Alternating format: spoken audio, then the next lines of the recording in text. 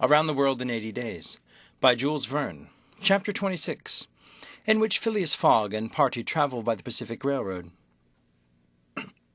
From ocean to ocean, so say the Americans, and these 4 words compose the general designation of the Great Trunk Line, which crosses the entire width of the United States.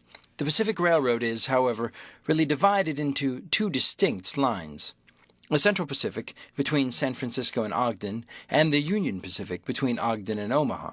5 main lines connect Omaha with New York. New York and San Francisco are thus united by an uninterrupted metal ribbon which measures no less than 3,786 miles. Between Omaha and the Pacific, the railway crosses a territory which is still infested by Indians and wild beasts, and a large tract which the Mormons, after they were driven from Illinois in 1845, began to colonize. The journey from New York to San Francisco consumed, formerly under the most favorable conditions, at least 6 months. It is now accomplished in 7 days. It was in 1862 that, in spite of the Southern members of Congress who wished a more southerly route, it was decided to lay the road between the 41st and 42nd parallels. President Lincoln himself fixed the end of the line at Omaha in Nebraska. The work was at once commenced and pursued with true American energy, nor did the rapidity with which it went on injuriously affect its good execution. The road grew on the prairies, 1.5 miles a day. A locomotive running on the rails laid down the evening before brought the rails to be laid on the morrow, and advanced upon them as fast as they were put in position.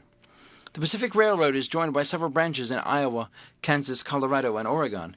On leaving Omaha, it passes along the left bank of the Platte River as far as the junction of its northern branch. It follows the southern branch, crosses the Laramie Territory and the Watash Mountains, turns the Great Salt Lake and reaches Salt Lake City, the Mormon capital, plunges into the Tolueno Valley, across the American desert, Cedar and Humboldt Mountains, the Sierra Nevada, and descends via Sacramento to the Pacific, its grade, even on the Rocky Mountains, never exceeding 112 feet to the mile. Such was the road to be traversed in 7 days, which would enable Phileas Fogg, at least so he hoped, to take the Atlantic steamer at New York on the 11th for Liverpool. The car which he occupied was a sort of long omnibus with 8 wheels, and with no compartments in the interior. It was supplied with 2 rows of seats, perpendicular to the direction of the train on either side of the aisle, which conducted to the front and rear platforms. These platforms were found throughout the train, and the passengers were able to pass from one end of the train to the other. It was supplied with saloon cars, balcony cars, restaurant and smoking cars. Theater cars alone were wanting, and they will all have these some day.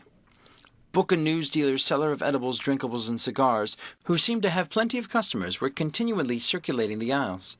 The train left Oakland Station at 6 o'clock. It was already night, cold and cheerless, and the heavens being overcast with clouds which did not seem to threaten snow, the train did not proceed rapidly.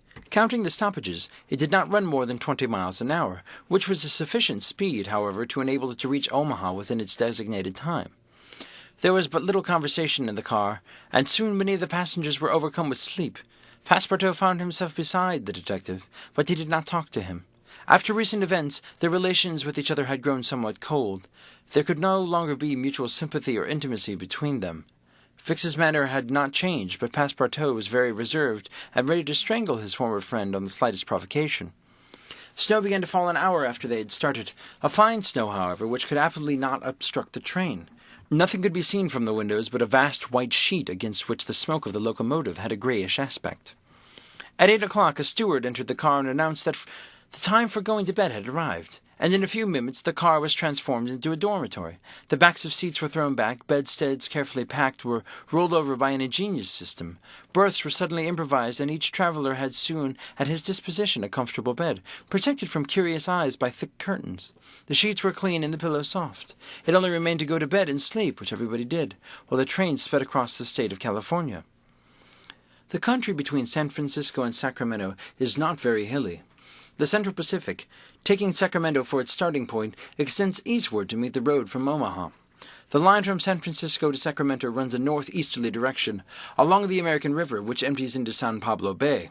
The 120 miles between these cities were accomplished in 6 hours, and towards midnight, while fast asleep, the travelers passed through Sacramento, so that they saw nothing of the important place, the seat of the state of government with its fine quays, its broad streets, its noble hotels, squares, and churches. The train, on leaving Sacramento and passing the junction of Rosslyn, Auburn, and Colfax, entered the range of the Sierra Nevada. Cisco was reached at 7 in the morning. An hour later the dormitory was transformed into an ordinary car, and the travelers could observe the picturesque beauties of the mountain region through which they were steaming. The railway track wound in and out among the passes, now approaching the mountain sides, now suspended over the precipices, avoiding abrupt angles by bold curves, plunging into narrow defiles, which seemed to have no outlet. The locomotive, its great funnel emitting a weird light with a sharp bell and its cow-catcher extended like a spur, mingled its shrieks and bellowings with the noise of torrents and cascades, and twined its smoke among the branches of the gigantic pines. There were few or no bridges or tunnels on the route. The railway turned around the sides of the mountain, and did not attempt to violate nature by taking the shortest cut from one point to another. The train entered the state of Nevada through the Carson Valley, about 9 o'clock, going always northeasterly, and at midday reached Reno, where there was a delay of 20 minutes for breakfast. From this point the road, running along the Humboldt River, passed northward for several miles by its banks. Then it turned to eastward, and kept by the river until it reached the Humboldt Range, nearly at the extreme eastern limit of Nevada. Having breakfast, Mr. Fogg and his companions resumed their places in the car and observed the varied landscape which unfolded itself as they passed along the vast prairies, the mountains lining the horizon, and the creeks with their frothy foaming streams. Sometimes a great herd of buffaloes, massing together in the distance, seemed like a movable dam. These innumerable multitudes of ruminating beasts often form an insurmountable obstacle to the passage of trains.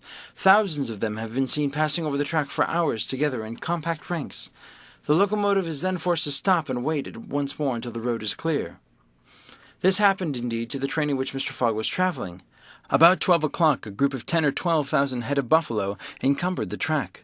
The locomotive, slackening its speed, tried to clear the way with its cow-catcher, but the mass of animals was too great.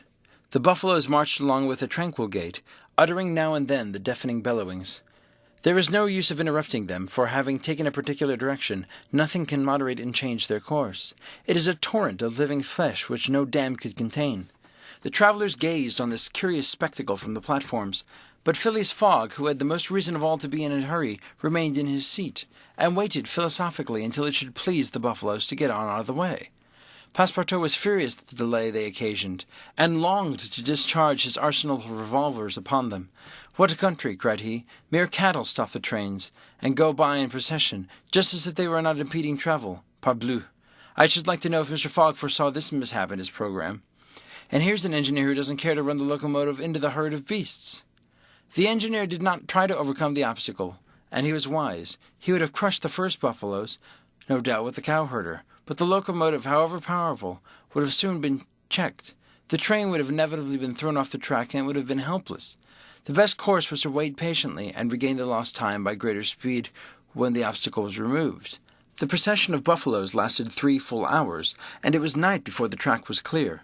The last ranks of the herd were now passing over the rails, while the first had already disappeared below the southern horizon. It was 8 o'clock when the train passed through the defiles of Humboldt Range, and 9:30 when it penetrated Utah, the region of the Great Salt Lake, the singular colony of the Mormons. End of Chapter 26. Read by David Russell. For Lit to Go. Available on the web at fcit.usf.edu.